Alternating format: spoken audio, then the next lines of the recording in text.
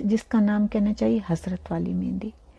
لیکن اس مہندی کی ایک بڑی خوبصورت ہے. مہندی کہیں بھی آپ دیکھتے ہیں تو جہاں تمام چیزوں نے، بس یہ میں کہتی ضرور جاؤں گی، جن جن چیزوں نے بھی محمد و آل محمد کا کلمہ پڑھا، ان میں اس مہندی کے پودے نے بھی کلمہ پڑھا تھا. اور اسے ان دونوں بھائیوں سے اتنی محبت اور عشق تھی، عشق ہے بلکہ، کہ اس کا رنگ اوپر سے دیکھیں تو سبز ہے، اور جب اس پہ پانی ڈل جاتا ہے تو یہ سرخ ہو جاتی ہے. جب آپ ہاتھوں پہ لگاتے ہیں تو یہ سرخ رنگ دیتی ہے.